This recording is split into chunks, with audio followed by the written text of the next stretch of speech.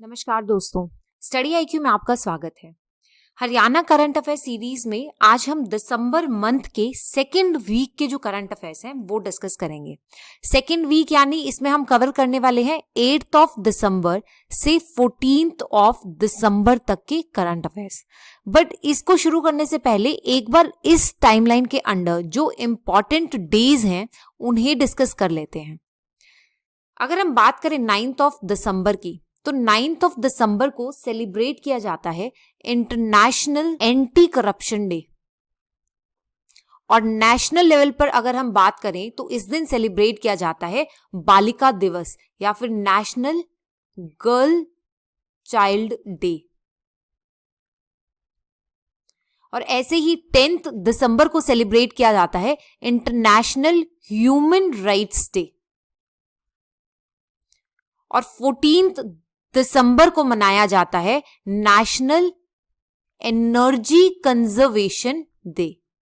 तो ये important days हैं इस टाइमलाइन में जो आपको पता होने चाहिए। चलिए अब शुरुआत करते हैं हरियाणा करंट अफेयर से। पहला सवाल है, Haryana government has decided to restructure the command area development authority as which of the following.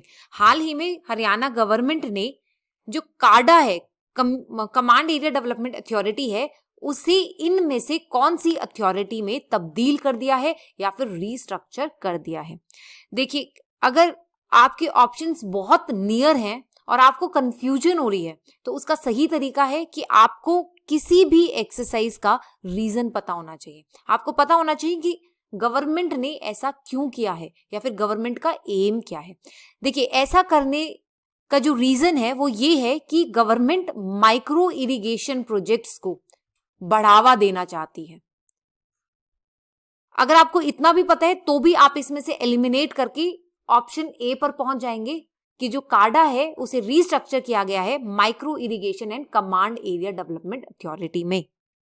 देखिए, जो हरियाणा गवर्नमेंट है उसने काडा को मिकाडा में रीस्ट्रक्चर किया है for the effective implementation of micro irrigation projects, वो भी specially in water deficient areas, ऐसे एरियाज जहां पे वाटर की अवेलेबिलिटी बहुत कम है। एम क्या है? एम है to ensure optimum and effective utilisation of available water resources in the state. यानी हमारे स्टेट में जो वाटर रिसोर्सेज अवेलेबल हैं उन्हें ऑप्टिमली और इफेक्टिवली यूटिलाइज करना, इस्तेमाल करना। इसके साथ साथ गवर्नमेंट ने यह भी डिसाइड किया है कि जो किसानों की धरती है वहां पर एग्रीकल्चरल क्रॉप्स के लिए वाटर टैंक्स बनाए जाएंगे और उस वाटर टैंक्स को बनाने के लिए एक सब्सिडी स्कीम फॉर्मुलेट की जाएगी on the lines of horticulture department.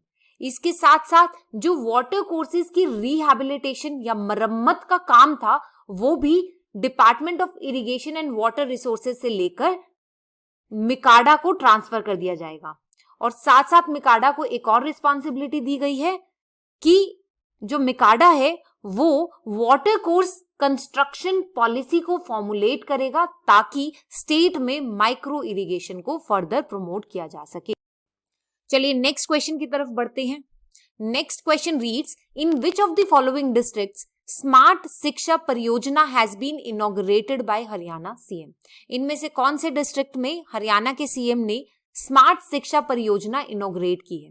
देखिए, जब भी आपसे सवाल स्मार्ट मिशन से रिलेटेड हो, जैसे ई चौपाल, जैसे स्मार्ट शिक्षा परियोजना या फिर कुछ भी रिलेटेड टू स्मार्ट सिटी, तो आपका जो बेस्ट गेस होगा वो करनाल ही होना चाहिए। और इस सवाल का सही जवाब भी करनाल ही है। चलिए एक बार करनाल की लोकेशन देख लेते हैं। करनाल जो है NH1 पे फॉल करता है।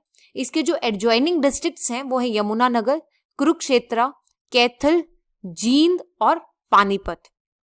और ये जो है यूपी के साथ बॉर्डर भी शेयर करता है। करनाल में काफी नेशनल लेवल इंस्टीट्यूट्स हैं, जैसे कि नेशनल डेयरी रिसर्च इंस्टीट्यूट, फिर उसके बाद national agriculture research institute. This is actually not NARI but instead it is IARI, Indian agricultural research institute.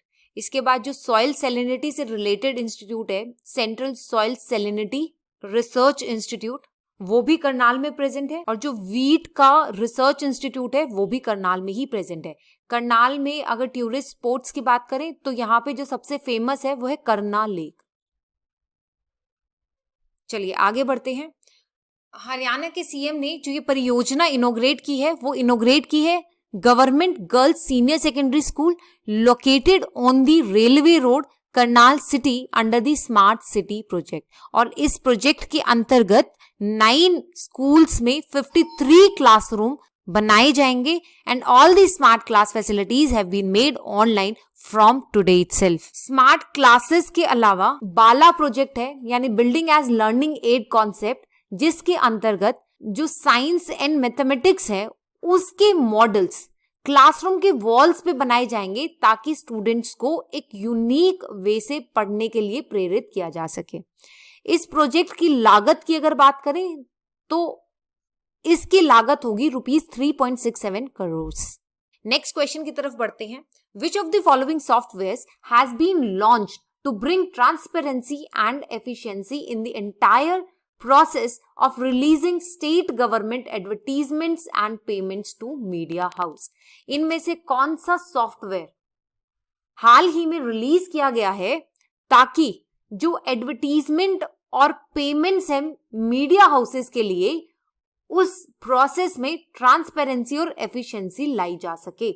और वो सॉफ्टवेयर है ERP यानी एंटरप्राइज रिसोर्स प्लानिंग सॉफ्टवेयर।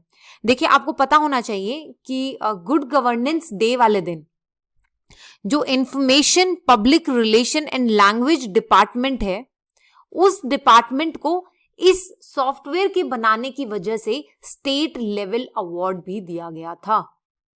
और अब खुद गवर्नमेंट ने इस सॉफ्टवेयर को लॉन्च किया है ताकि जो मीडिया हाउसेस हैं उनकी पेमेंट और एडवर्टीजमेंट के लिए ट्रांसपेरेंसी और एफिशिएंसी को इंश्योर किया जा सके। और इस सॉफ्टवेयर का मतलब क्या होगा? इस सॉफ्टवेयर की लॉन्च के बाद जो भी एडवर्टीजमेंट बिल से रिलेटेड ऑर्डर्स हैं या पेमेंट्स हैं वो सब ऑनलाइन सिस्टम के थ्रू होंगे। और एक बार अगर किसी भी मीडिया हाउस ने अपना बिल सबमिट कर दिया तो उसके बाद उस बिल की पेमेंट जो है वो विद इन 30 डेज यानी 1 महीने के अंदर हो जानी चाहिए। ये सिस्टम ऑपरेशनल होगा 15 दिसंबर से। हालांकि जो पुराने पेमेंट के केसेस हैं वो इस सॉफ्टवेयर के अंदर नहीं आएंगे, बट गवर्नमेंट ने ये इंश्योर किया है जितने भी वो केसेस हैं जो पुराने केसेस हैं उन्हें जल्द ही डिस्पोज्ड ऑफ कर दिया जाएगा, उन्हें जल्द ही क्लियर कर दिया जाएगा। नेक्स्ट क्वेश्चन की तरफ बढ़ते हैं। नेक्स्ट क्वेश्चन है कि इनमें से कौन से डिस्ट्रिक्ट में पंचनाद सदन का फाउंडेशन स्टोन रखा गया है? उसका सही जवाब है फतेहाबाद। फतेहाबाद जो है वो यहां पर है। ये पहले हिसार का ही पार्ट था और हिसार से अलग होकर ये एक नया डिस्ट्रिक्ट बना था इन 1997। और जिस टाइम पे फतेहाबाद बना था उसी टाइम पे झज्जर भी एक नया डिस्ट्रिक्ट बना था इन 1977 itself। फतेहाबाद की बात करें तो इसकी जो सेक्स रेशो है वो सेकंड हाईएस्ट है और जो लिटरेसी रेट है वो सेकंड लोवेस्ट है। देखिए ये बहुत ही स्ट्रेंज बात है कि हरियाणा में जहां पर लिटरेसी रेट सबसे ज्यादा है वहीं पर सेक्स रेशो सबसे कम है। देखिए अगर लिटरेसी रेट की बात करें तो सबसे ज्यादा कहां पर है? गुड़गांव में, राइट। और लिटरेसी रेट सबसे कम कहां पर है? मेवात में। बट वही अगर सेक्स रेशियो की बात करें तो सबसे कम कहां पर है? गुड़गांव में। और सबसे ज्यादा कहां पर है? मेवात में। सो यहां पर सेक्स रेशियो हाईएस्ट है, यहां पे लोवेस्ट है। ऐसे ही लिटरेसी रेट यहां पर हाईएस्ट है और यहां पे लोवेस्ट है। और यही जो पैटर्न है वो सेकंड के लिए भी है, यानी लिटरेसी रेट जो है वो सेकंड लोवेस्ट कहां पर है? फतेहाबाद में।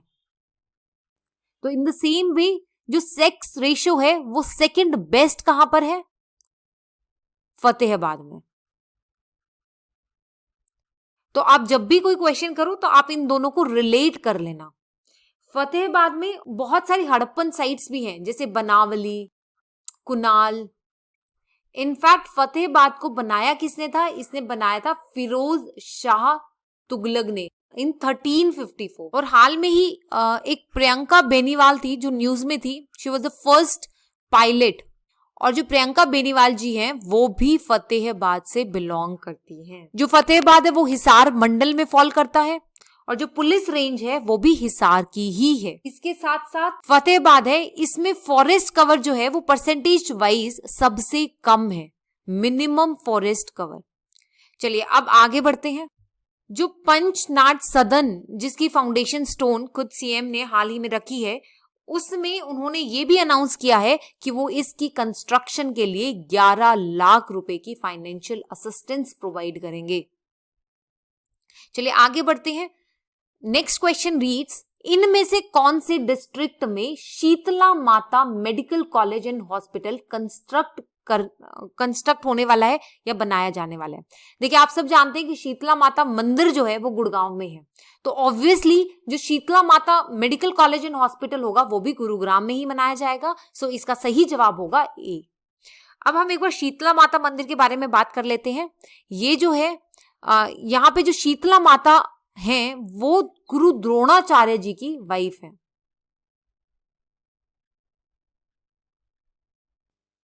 इन्हें चेचक की देवी भी कहते हैं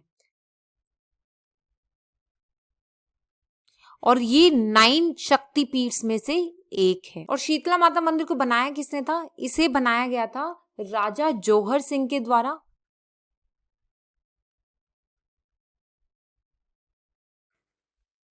और ये पूरा राजस्थानी आर्किटेक्चर में डेवलप्ड है। और अगर हम गुड़गांव की बात करें तो गुड़गांव को हरियाणा की इकोनॉमिक कैपिटल भी कहते हैं, cyber city, media city, electronic capital, ये सब गुड़गांव को बोला जाता है।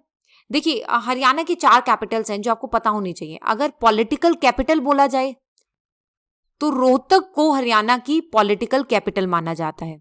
Economic capital of Haryana is Gurgaon. Educational capital की बात करें तो सोनीपत को हरियाणा की एजुकेशनल कैपिटल बोला जाता है। और एडमिनिस्ट्रेटिव कैपिटल आप सभी जानते हैं कि हरियाणा की administrative capital is Chandigarh, right. तो ये देख लेते हैं कि जो अभी हाल ही में कॉलेज और हॉस्पिटल बनने वाला है शीतला माता मंदिर के नाम पर, वो बनाया जाएगा खेकरी माजरा विलेज में और इसकी लागत होगी लगभग 981 करोड़। इसके अंदर 650 बेड हॉस्पिटल होंगे, एक मेडिकल कॉलेज होगा और 100 बेड की कैपेसिटी वाला ट्रॉमा सेंटर भी होगा। चलिए नेक्स्ट क्वेश्चन की तरफ बढ़ते हैं। Next question reads, to raise resources for PRIs in view of financial crunch due to COVID-19 pandemic, the state has imposed -% surcharge on the transfer of property through sale or gift. So Panchayati Raj institutes के लिए resources raise करने के लिए, ताकि पंचायती राज institutions के लिए ज्यादा resources हो एट द डिस्पोजल, हाल में ही स्टेट गवर्नमेंट ने कितना % सरचार्ज प्रॉपर्टी की ट्रांसफर पे इंपोज किया है? ऑप्शन है 2%, 5%, 1% या 0.5%। और इसका सही जवाब है 2%।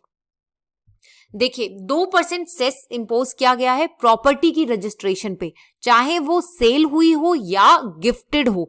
इन बोथ द केसेस जो रजिस्ट्रेशन है it will attract 2% of cess. और जो इससे रेवेन्यू आएगा वो रेवेन्यू ग्राम पंचायत और जिला परिषद में इक्वली डिवाइड हो जाएगा। और इस सेस को कलेक्ट कौन करेगा? इसे कलेक्ट करेगा revenue and disaster management department along with the stamp duty. देखिए आपको पता होना चाहिए सेस और सरचार्ज में डिफरेंस क्या है।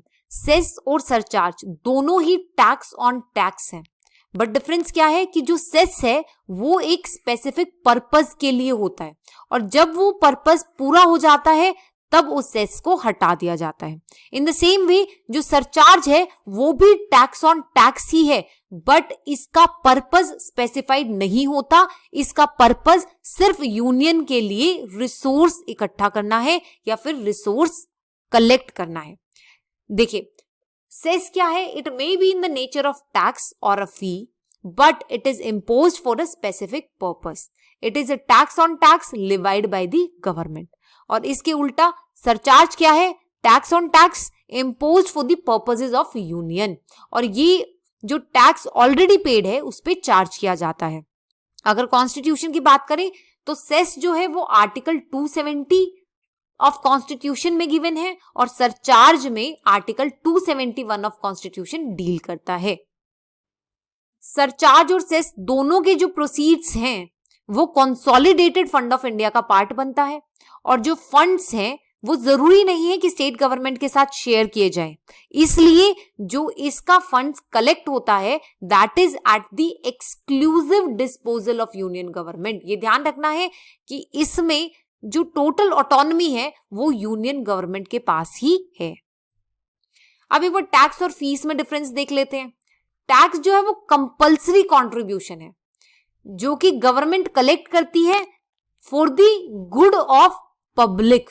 देखिए टैक्स का जो पर्पस है ना वो बैलेंस करना है, यानी रिच से चार्ज करो और पुअर के लिए ऐसे एवेन्यूज बनाओ जिसकी वजह से उनकी अपलिफ्टमेंट हो जाए और सोसाइटी में जो इनइक्वलिटी है वो कम हो जाए. राइट. और फीस क्या है? फीस जो है वो गवर्नमेंट उन फैसिलिटीज या उन सर्विसेज के लिए इंपोज करती है जो सर्विसेज खुद गवर्नमेंट दे रही है. राइट. चलिए अगले सवाल की तरफ बढ़ते हैं.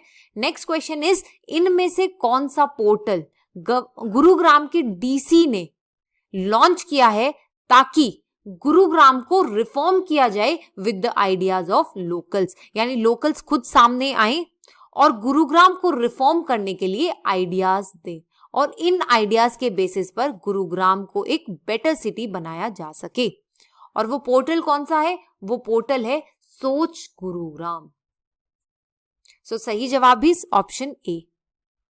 और इस इनिशिएटिव के अंडर जो रेजिडेंट्स हैं वो अपने थॉट्स या आइडियाज इस ईमेल आईडी पे फॉरवर्ड कर सकते हैं. ये ईमेल आईडी खुद एडमिनिस्ट्रेशन ने प्रोवाइड की है. और इसके साथ हम इस वीडियो को समाप्त करते हैं. Thank you. Stay tuned.